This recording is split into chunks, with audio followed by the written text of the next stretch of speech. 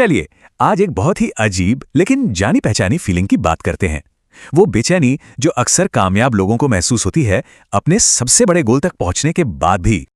तो सवाल ये है कि ये फीलिंग आखिर है क्या, और कौन है वो लोग जिन्हें ये सबसे ज्यादा महसूस होती है। वो लोग जो हमेशा आगे तो बढ़ना चाहते हैं पर फिर भी अंदर से एक खालीपन महसूस करते हैं।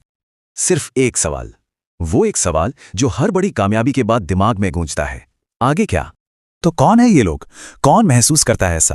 पहले तो हैं वर्कaholics जो हर वक्त काम में डूबे रहते हैं। फिर हैं परफेक्शनिस्ट जिन्हें हर काम बिल्कुल परफेक्ट चाहिए। और फिर हैं आइडियलिस्ट जो एक आदर्श दुनिया की तलाश में रहते हैं। अक्सर इन्हीं लोगों को यह सवाल सबसे ज्यादा परेशान करता है, और हो सकता है इनमें कहीं ना कहीं हम अपनी भी एक झलक देख पाएं। ये ना एक बहुत ही अजीब सा पैराडॉक्स है। सोचिए, जिंदगी में सब कुछ है, अच्छा परिवार, नौकरी, लोग तारीफ भी करते हैं, पर फिर भी अंदर से कुछ खाली खाली सा लगता है। एक ऐसी भूख जो कभी मिटती ही नहीं। ओके, तो अब थोड़ा गहराई में उतरते हैं। इस बेचैनी की जड़ क्या है? चलिए इच्छा या डिजायर के दोहरेपन को समझते हैं कि कैसे यही चीज हमें आगे भी बढ़ाती है और परेशान भी करती है। हमारे भारतीय ग्रंथों में तो सदियों से एक बात कही गई है कि इच्छा ही सारे दुखों की जड़ है। ये एक ऐसा विचार है जो हमें बताता है कि हमारी चाहत ही हमारी नाखुशी का असली कारण है।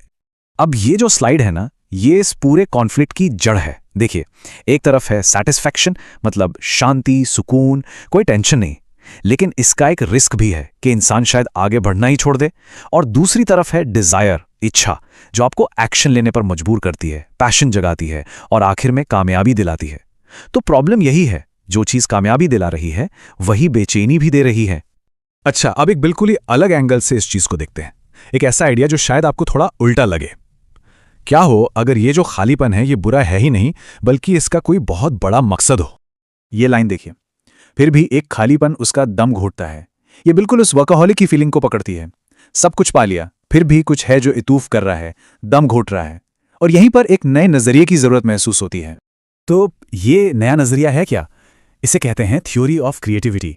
मतलब ये सिद्धांत कहता है कि असल में कुछ भी नया, कोई भी क्रिएशन तभी होता है जब हमें किसी कमी का, किसी खालीपन का एहसास होता है। तो होता क्या है? पहला स्टेप, अंदर से दर्द, कमी या अकेलेपन की फीलिंग आती है। दूसरा स्टेप, ये जो खालीपन है ये एक टेंशन पैदा करता है, दिमाग को लगता है कि इससे भरना पड़ेगा।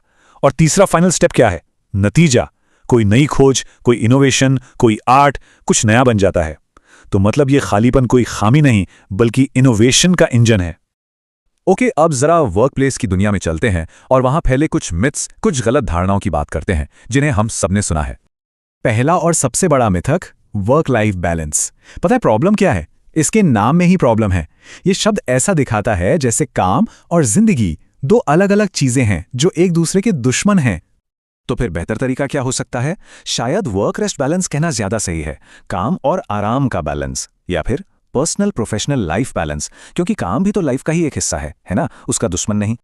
अब आता है दूसरा बड़ा मिथक, वर्क इज वर्शिप, काम ही पूजा है। सुनने में कितना महान लगता है ना? पर चलिए इसे एक मजेदार नजरिए से देखते हैं। ये लाइन देखिए, अगर काम पूजा है तो सैलरी प्रसाद जितनी ही होगी ना।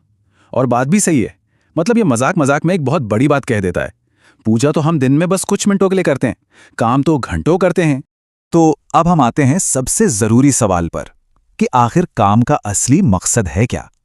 इन सब बातों को जोड़कर देखते हैं कि हमें काम को कैसे देखना चाहिए। एक बहुत बोल्ड सा बयान है कि काम करियर के लिए नहीं है। तो सवाल उठता है कि अगर करियर के लिए नहीं तो फिर किस लिए? जवाब बहुत ही फंडामेंटल है। काम है सर्वाइवल और ग्रोथ के लिए, यानी जिंदा रहने और आगे बढ़ने के लिए। यह हमारी सबसे बेसिक इंसानी जरूरतों से जुड़ा है। और आखिर में इस पूरे विश्लेषण का सबसे पावरफुल पॉइंट, अंत में इंसान कैसा था, उसका कैरेक्टर कैसा था, इस पर तो लोग अलग अलग राय रख सकते हैं, लेकिन उसका काम, जो काम वो पीछे छोड़ गया है, उसे कोई नहीं छुटला सकता। वही उसकी असली विरासत है। तो इसी सवाल के साथ हम आज की बात खत्म करते हैं कि अगर काम ही हमारी विरासत है तो हमारा काम दुनिया को कौन सी कहानी सुना रहा है। ये एक ऐसा सवाल है जिस पर हम सबको सोचना चाहिए।